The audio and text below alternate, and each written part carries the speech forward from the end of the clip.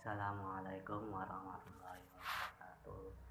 Perkenalkan, nama saya Muhammad Syafiqin Hamdani dengan NIM 2115316. Di sini saya ingin memaparkan mengenai isi buku kewirausahaan karya Bukhari Alma. Yang pertama yaitu kewirausahaan adalah kemampuan kreatif dan inovatif yang dijadikan dasar dan sumber daya untuk mencari peluang menuju sukses.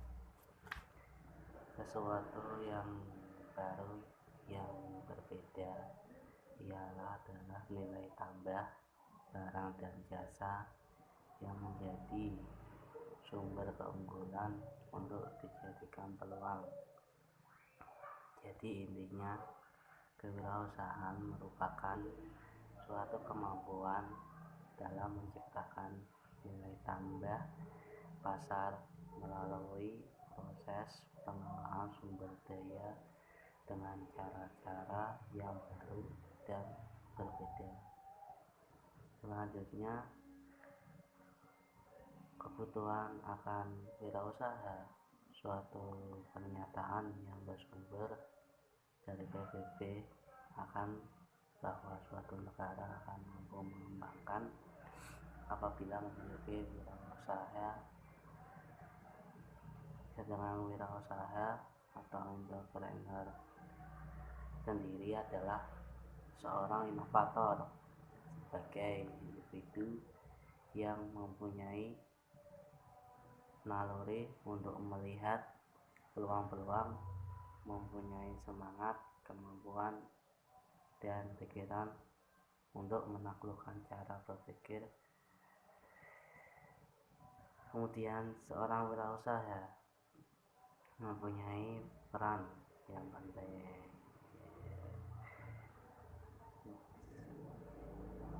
Selanjutnya, wira swasta adalah keberanian dan keutamaan atau keperkasaan dalam berusaha dengan bersandar pada kekuatan sendiri.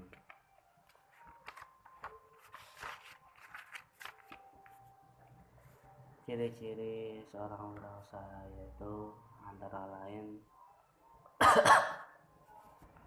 yang pertama, perilaku orang berbudi disiplin, jujur, dan tekun. Yang kedua, berani menanggung resiko dengan penuh perhitungan yang matang. Yang ketiga, mempunyai daya kreasi, motivasi, dan imajinasi. Yang keempat, hidup efisien, tidak boros, tidak kekayaan. Atau yang kelima, mampu menarik orang lain, karyawan untuk bekerja sama. Yang terakhir, mampu menganalisa dan melihat peluang-peluang. Kemudian pengertian wirausaha di sini yaitu menekankan pada setiap orang yang akan melakukan suatu bisnis atau usaha, mulai suatu bisnis atau usaha.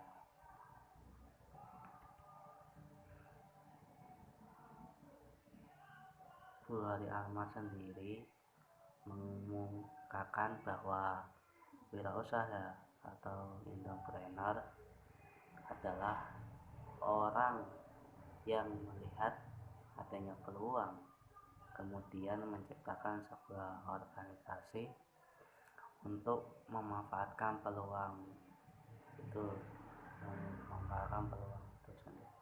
tersebut. Selanjutnya, wirausaha menurut Bukhari Alma pada dasarnya sama dengan istilah wira swasta, walaupun rumusannya berbeda-beda, tetapi isi dan karakteristiknya sama.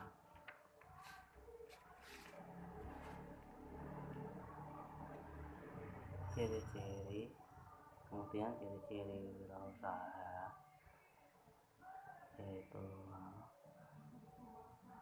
harus memiliki rasa percaya diri, berorientasi pada tugas dan hasil, berani mengambil risiko, berjiwa kepemimpinan, memiliki ide yang orisinil dan berorientasi pada masa depan.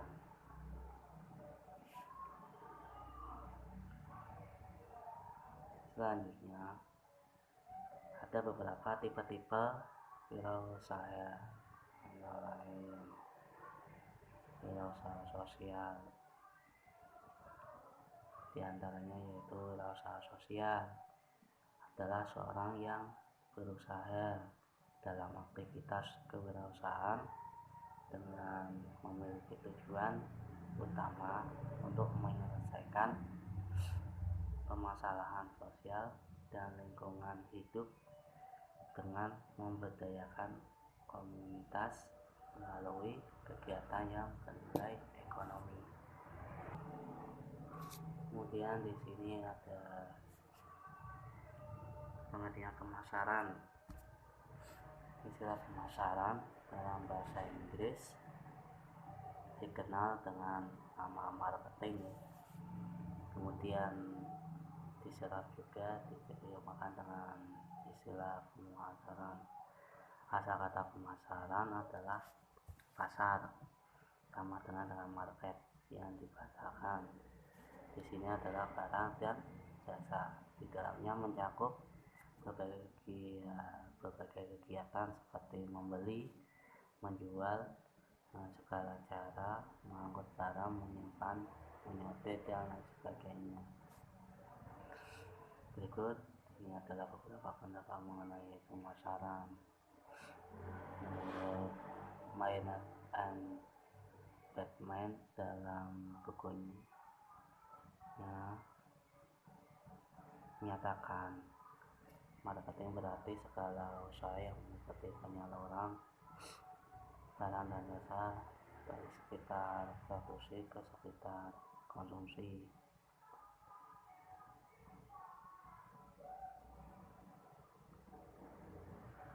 Nah, menurut Philip Kohler menyatakan bahwa pengertian marketing dapat dilihat dari dua sudut pandang. Dari sudut pandang masyarakat menunjukkan peranan marketing dalam masyarakat, sedangkan menurut pandangan marketing berperan untuk menyampaikan standar hidup tinggi bagi masyarakat. Jadi yang paling penting harus diingat di sini adalah bahwa marketing itu pertama-tama harus berhubungan dengan adanya pemindahan hak milik secara memuaskan. Tingkatan pemasaran.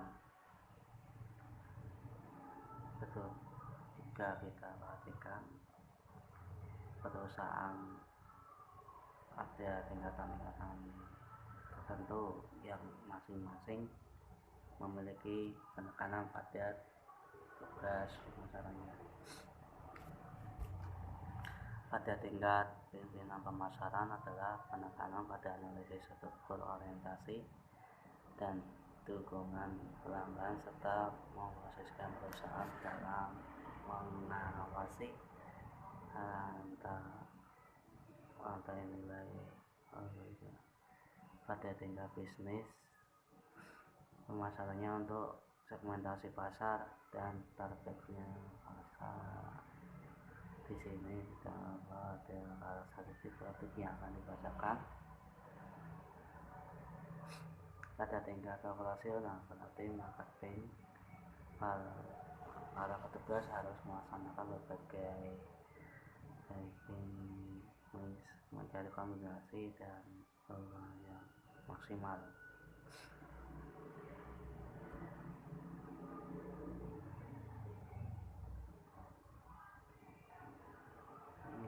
Menggunakan pasar global tidak bisa dihindari oleh negara manapun juga. Pasar global tidak hanya menguntungkan tetapi membawa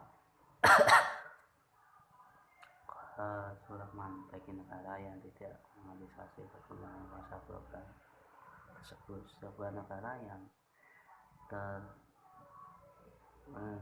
dari pasar global, masyarakat akan menghadapi masalah rendahnya mutu produk dalam negeri. Mereka penduduknya tidak bisa memilih produk berkualitas. Oleh karena itu, industri perlu diaktifasi agar dapat mengikuti posisi strategis serta keunggulan komparatif dalam bersaing secara internasional. Penyambatan perusahaan memasuki pasar global antara lain adat, budaya, bahasa setempat, peraturan perpajakan, cukai, ketidakpastian politik dan hukum, pengetahuan yang selalu goyang, ketatnya pesaing tinggi dan lain sebagainya. Cara untuk memasuki pasar global sendiri, negara tidak ekspor tidak langsung adalah usaha pertama dalam memasuki pasar global dalam menggunakan jasa perantara. Yang kedua, ekspor langsung dengan cara melaksanakan sendiri. Ekspornya membuat satu diuji ekspor dalam struktur organisasi perusahaannya atau menggunakan tenaga personal cabang atau perwakilan luar negeri. Yang ketiga, lisensi. Dalam hal ini perusahaan memberi izin kepada perusahaan luar negeri untuk menggunakan proses manufaktur, proses dagang atau dengan cara menggunakan BPOT. Yang keempat, usaha kerja sama atau tenang. Dalam hal ini terjadi kerjasama penggabungan antar perusahaan asing dengan lokal. Mereka mengatur pembagian saham dan kerjasama. Yang terakhir, identifikasi langsung. Hal ini dilakukan setelah perusahaan melihat aspek terhadap pasar di suatu negara, maka perusahaan akan turut bekerja sama dan memberikan program bantuan penghalang-halang dalam perdagangan luar negeri, antara lain yang pertama biaya cukai, pengawasan masa lalu lintas, banking, transportasi, domain, asuransi, jadi apabila diperhatikan tujuan pemasaran dapat dilihat yang utama untuk mencari keseimbangan pasar.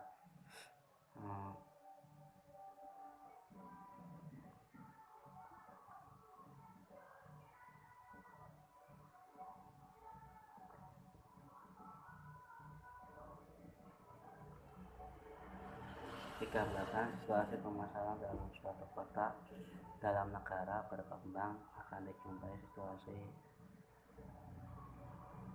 di mana para pembeli berkuasa yang dapat memilih barang sesuai kemauannya menghadapi para penjual yang bersaing satu sama lain. Para penjual akan menggunakan berbagai cara untuk menarik perhatian konsumen, misal dengan meningkatkan servis, memberi hadiah, harga obral, iklan, dan lain-lain. Sedangkan pada negara maju biasanya produksi masih kurang dibandingkan dengan kebutuhan masyarakatnya. Pada negara ini dijumpai situasi market di mana para penjual yang berkuasa dan bisa mengompaikan harga. Para produsen di negara dalam negeri dan sudah mereka oleh karena mereka mencari pasar luar negeri, penjualan barang menggunakan aturan tertentu. Inilah tujuan pemasaran, yaitu mengadakan keseimbangan antar negara atau daerah saling mengisi mengadakan perdagangan antar daerah dengan daerah negeri. Yang keempat adalah masa global. Adanya masa global ini dapat dilihat dari fenomena yang terjadi dalam masyarakat dalam suatu negara. Orang-orang berbondong-bondong barang bertumpuk keluar dan masuk satu negara di seluruh dunia dengan proses perdagangan menggunakan berbagai strategi pemasaran komersial atau menjadi laba. Melihat pentingnya marketing kegiatannya dilakukannya dan banyak biaya dikeluarkan untuk keperluan market. Yang kelima, dalam ekonomi yang dimaksud segala usaha yang dilakukan yang dapat menimbulkan kegunaan,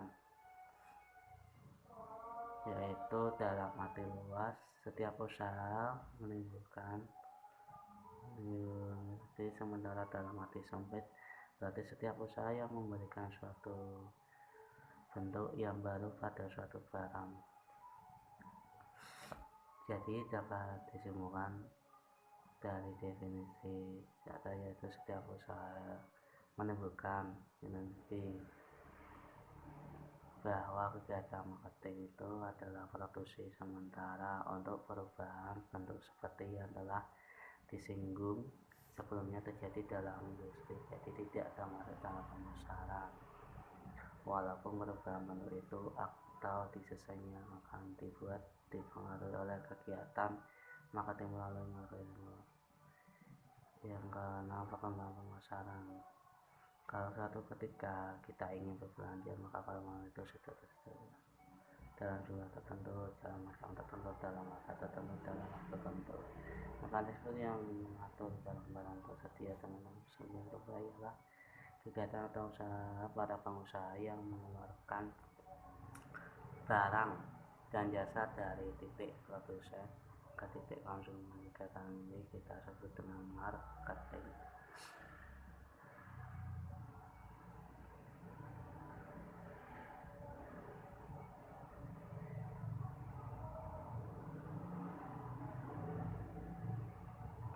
Tingkat orientasi pada rasa tanggung jawab sosial dan yang didasarkan atas banyaknya kritik dan sorotan dari perusahaan baik yang datang dari pemerintah atau masyarakat. Tanggung jawab ini dalam arti luas menghasilkan barang yang baik, tidak merusak kesehatan masyarakat dan menggunakan sumber daya alam.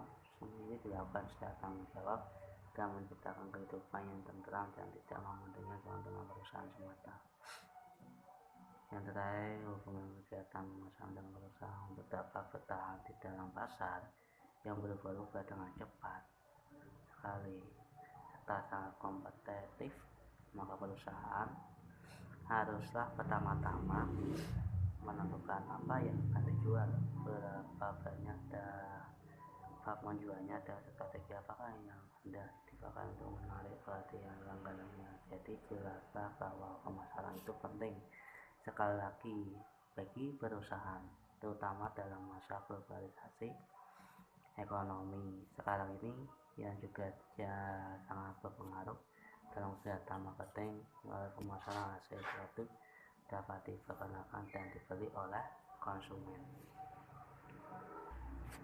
Selanjutnya, wirausaha adalah potensi pembangunan baik dalam jumlah maupun mutu wirausaha itu sendiri.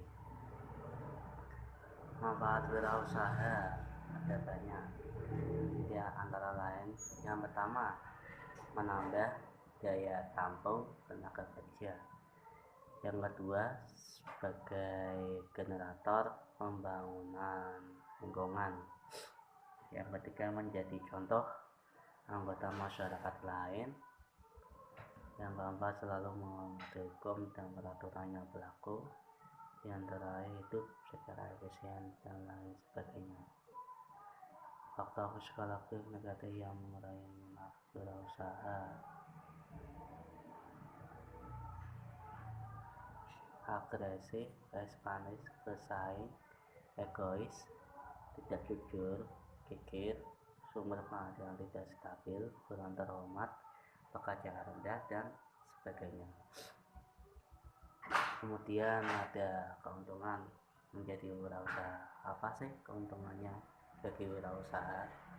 Antara yang pertama, terbuka peluang untuk mencapai tujuan yang dihendaki sendiri. Yang kedua, terbuka peluang untuk mendemonstrasikan kemampuan dan potensi diri. Yang ketiga, terbuka kesempatan untuk menjadi bos atau juragan dan lain-lain. Dari keuntungan menjadi wirausaha, pasti ada kelemahan menjadi wirausaha. Apa sih kelemahannya? Antara lain yang pertama yaitu memperoleh pendapatan yang tidak pasti. Yang kedua, bekerja keras dan jam kerjanya panjang. Yang ketiga, kualitas hidupnya rendah. Yang terakhir, tanggung jawabnya besar. Selanjutnya, wirausahawan adalah seorang inovator sebagai individu yang mempunyai naluri untuk melihat peluang-peluang, mempunyai semangat, kemampuan dan pikiran untuk menemukan cara berpikir lamban dan malas. Kemudian apa sih yang melatar belakang wirausaha? Latar belakang wirausaha antara lain yang pertama yaitu lingkungan keluarga semasa kecil. Yang kedua, pendidikan. Yang ketiga, nilai-nilai personal. Yang keempat, usia. Yang terakhir, riwayat pekerjaan. Faktor kritis untuk memulai usaha baru antara lain yang pertama yaitu personal atau aspek kepribadian. Yang kedua, sosiologika, hubungan dengan keluarga. Yang ketiga, environmental, hubungan dengan lingkungan. Proses kewirausahaan yaitu yang pertama, innovation atau inovasi. Yang kedua, triggering event atau pemicu. Yang ketiga, implementation atau pelaksanaan. Yang keempat, growth atau pertumbuhan. Komponen apa saja yang harus dilihat sebelum memulai wirausaha? Yang pertama yaitu opportunity atau peluang. Yang kedua yaitu entrepreneur and the management team. Yang terakhir satu, start the company and make it grow. Wira swasta sendiri adalah yang pertama yaitu seorang yang bisa memimpin usaha atau teknis atau ekonomis. Yang kedua, seorang yang dapat memburu keuntungan dan manfaat secara maksimal. Yang ketiga yaitu seorang yang dapat membawa usaha ke arah kemajuan atau perluasan dan atau perkembangannya. Tipe pokok wira swasta sendiri itu ada apa saja, yang antara yaitu yang pertama wira swasta sebagai captain of industry. Yang kedua, wira swasta sebagai orang bisnis. Yang ketiga, wira swasta sebagai orang uang. Yang keempat, wira swasta sebagai social engineer. Yang terakhir, wira swasta sebagai manajer. Kemudian ciri manusia wira swasta itu apa sih? Yang pertama yaitu tahu apa maunya. Yang kedua, berpikir teliti dan berpandangan kreatif. Yang ketiga, membiasakan diri bersikap mental positif. Yang keempat, mempunyai daya penggerak diri. Yang terakhir, membiasakan membangun disiplin diri dan lain-lain. Kemudian tipe wirausaha sendiri yaitu yang pertama, wirausaha yang memiliki inisiatif. Yang kedua, wirausaha yang mengorganisir mekanisme sosial dan ekonomi untuk menghasilkan sesuatu. Yang terakhir, menerima resiko atau kegagalan itu sendiri. profil wirausaha. Antara yang pertama yaitu woman entrepreneur, yang kedua minority entrepreneur, yang ketiga immigrant entrepreneur, yang keempat part-time entrepreneur, yang kelima home based entrepreneur, yang keenam family owned business, yang terakhir company. Entrepreneurship adalah suatu metode yang mendorong serta memberikan fasilitas di sini, yaitu membuka kesempatan bagi seseorang dalam organisasi untuk menciptakan atau mengerjakan sesuatu yang berbeda dari yang lain secara lebih baik dan tanggung jawab. Kemudian karakteristik kepemimpinan itu sendiri atau entrepreneurship adalah yang pertama yaitu harus seorang visionary leader atau orang yang mempunyai impian yang besar. Yang kedua harus fleksibel dan menciptakan manajemen yang memberi kebebasan kreativitas. Yang terakhir mendorong munculnya teamwork dengan pendekatan multidisiplin dari berbagai keahlian. Sifat-sifat yang perlu dimiliki wirausaha itu apa saja sih? Adalah yang pertama yaitu ciri harus percaya diri, wataknya itu kepercayaan atau ketidaktergantungan, optimisme lah, berorientasikan tugas dan hasil. Wataknya yaitu kebutuhan akan prestasi, berorientasi dengan laba, tekun dan tabah, tekad, kerja keras, motivasi, energi, penuh inisiatif.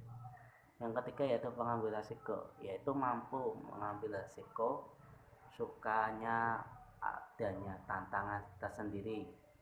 Yang keempat kepemimpinan merupakan yaitu adalah mampu memimpin, dapat bergaul dengan orang lain dan menanggapi saran dan kritik.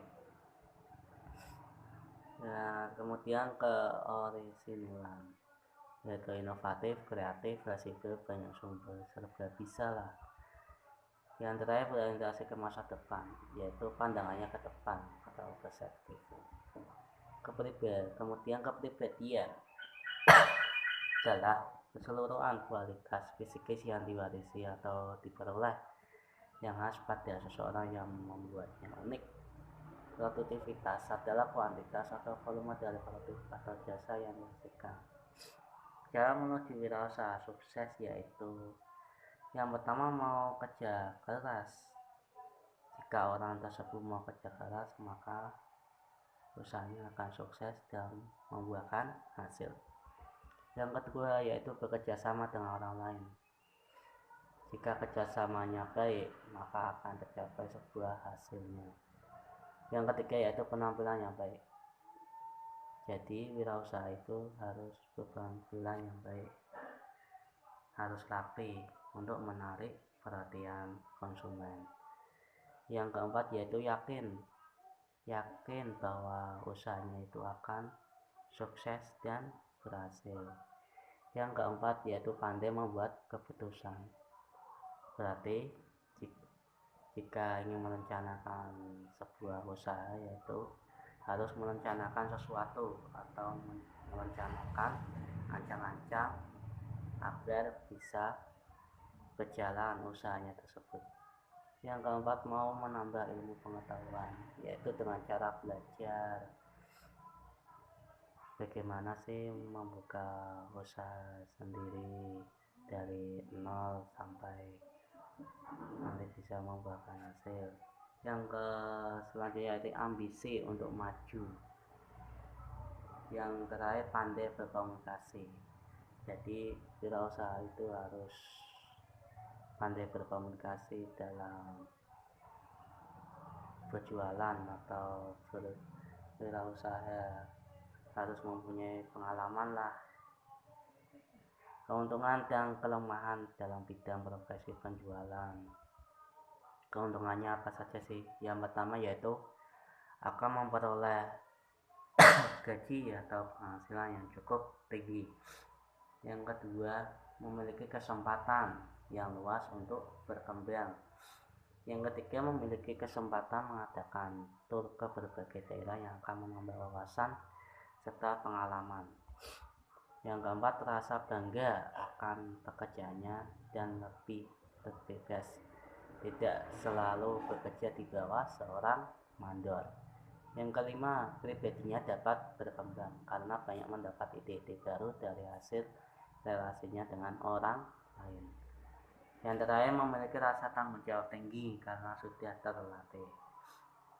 Di sini ada kelemahannya juga. Kelemahannya yaitu yang pertama yaitu kurang waktu tinggal di rumah. Jadi wirausahawan yaitu waktunya kurang untuk di rumahnya. Yang kedua itu kurang kekuasaan. Yang ketiga, monoton. Sifat-sifat penjual yang disenangi pembeli yang pertama yaitu jujur dalam informasi. Yang kedua, pengetahuan yang baik tentang barang. Jadi seorang wirausaha atau seorang penjual harus tahu akan kualitas barangnya yang dijual belikan. Yang ketiga, tahu kebutuhan konsumen. Jadi di sini ada pembeli itu harus tahu akan kebutuhan pembelinya. Yang ketiga yaitu pribadi yang menarik. Penyebab ada penjual yang gagal itu apa saja sih? Yang pertama, kurang inisiatif atau kurang kepekaan dalam berkomunikasi dengan pembeli. Yang kedua yaitu tidak membuat rencana dan organisasi yang kurang baik. Yang ketiga, tidak memiliki pengetahuan tentang barang produksi. Ini akan menyebabkan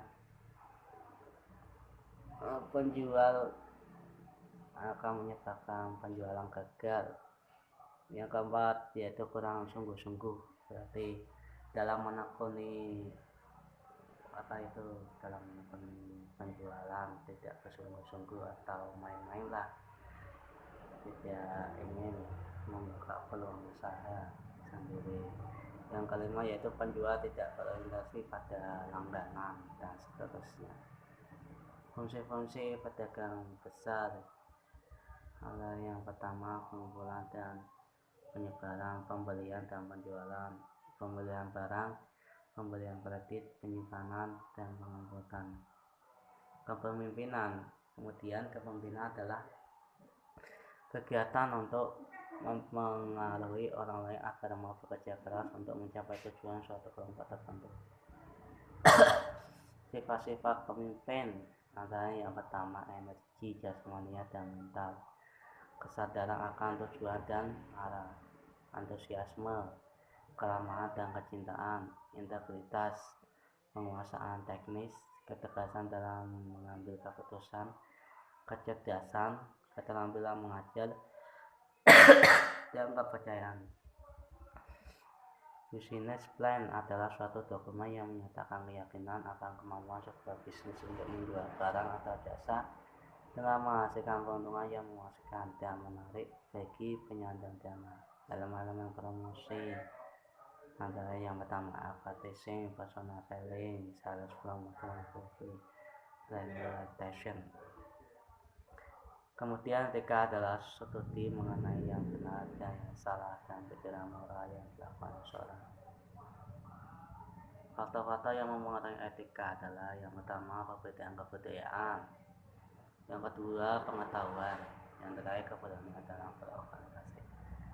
Pelaku terpuji dalam perdagangan adalah yang pertama yaitu tidak mengambil laba lebih banyak, yang kedua, membayar harga agak lebih mahal kepada pedagang miskin, yang ketiga, memurahkan harga kepada pembeli yang miskin.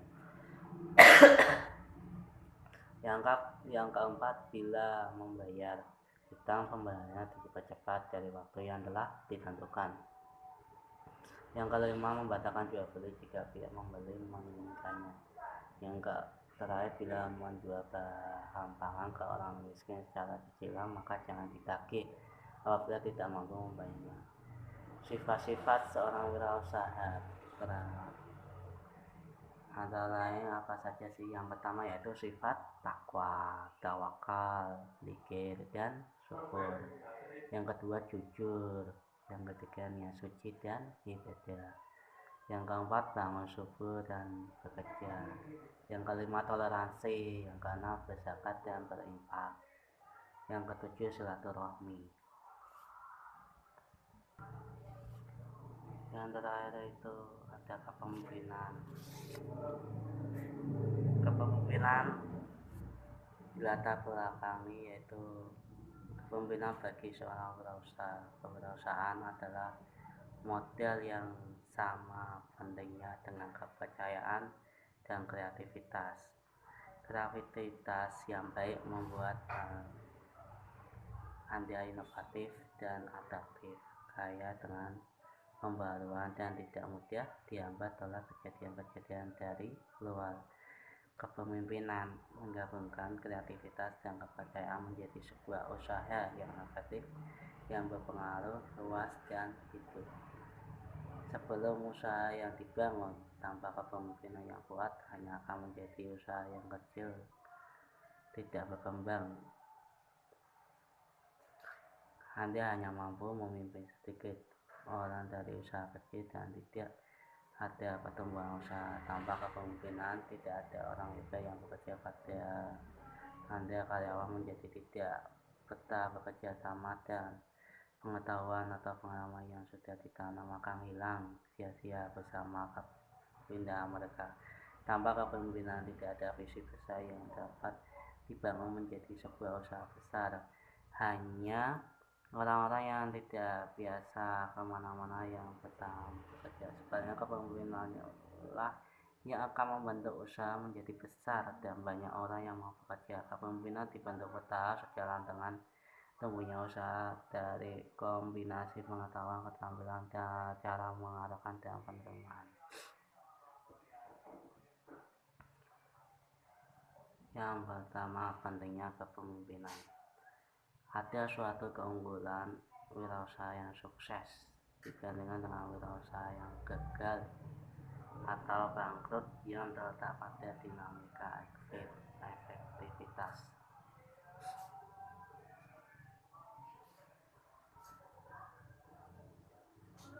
Mereka mampu memimpin karyawan, tidak bisa bekerja sama dengan orang lain, atau mereka tidak bisa mengendalikan diri sendiri. Seorang wirausaha yang baik adalah seorang pemimpin dalam bisnis. Haruslah orang yang dapat menguasai dan mengembangkan diri sendiri dan juga mampu menguasai diri sendiri dan juga mampu menguasai serta mengarahkan dan mengembangkan para karyawannya.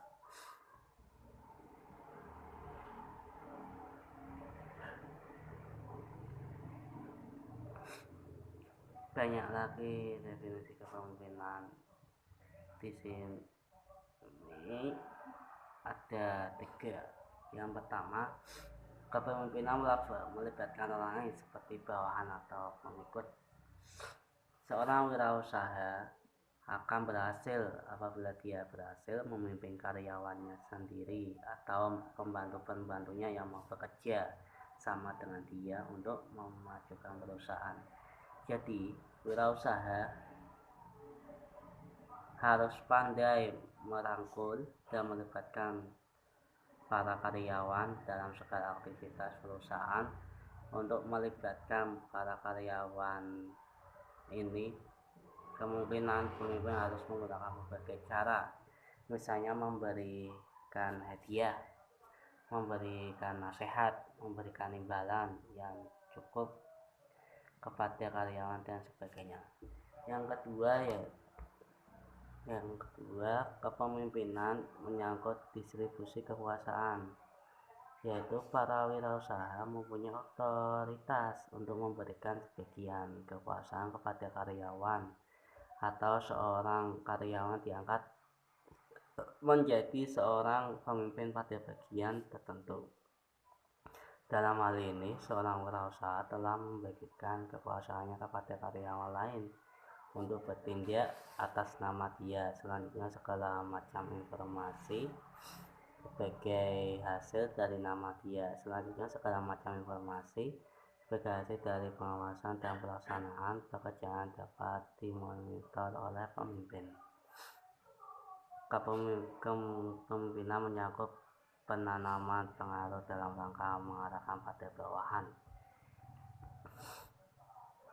Seorang wirausaha tidak hanya mengatakan apa yang harus dikerjakan oleh karyawan, tetapi juga harus mampu mempengaruhi karyawan untuk berperilaku dan bertindak untuk memajukan perusahaan. Seorang wirausaha juga harus dapat memberi contoh yang baik bagaimana melaksanakan pekerjaan sesuai dengan yang diperintahkan.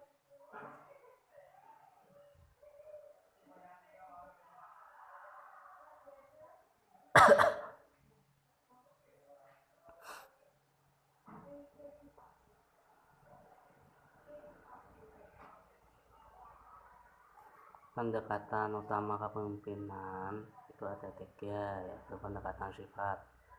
Pendekatan ini untuk sebagian besar didasarkan atas pengakuan umum bahwa perilaku individu untuk sebagian ditentukan oleh struktur kepribadian. Pendekatan sifat menyatakan bahwa terdapat sifat-sifat tertentu pada pemimpin, antara lain memiliki kekuatan fisik dan keramahan. Ada sifat kepribadian yang dapat dipandang berhubungan positif dengan perilaku pemimpin dan mempunyai korelasi tinggi, ialah popularitas, keahlian, stabilitas, misi, ketekunan, status sosial, status ekonomi, dan mampu berkomunikasi. Intinya, dia mampu berkomunikasi dengan para relasi yang diharapkan, dapat memasok barang, dan dia berkomunikasi mengenai calon langganan. Selanjutnya, ada sifat-sifat yang berkaitan positif dengan perilaku pemimpin tapi tidak terlalu tinggi, seperti tanggung jawab, integritas, percaya diri, mobilitas, keterampilan sosial, sifat-sifat fisik, kelancaran berbicara. Meskipun di kalangan para ahli dan persyaratan pemimpin belum disepakati sepenuhnya, namun ada sejumlah sifat-sifat kepribadian yang perlu dimiliki para pemimpin.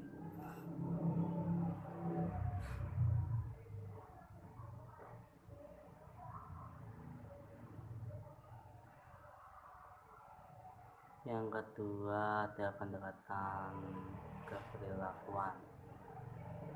Perilaku pemimpin dapat berorientasi pada tugas atau pada hubungan antar karyawannya.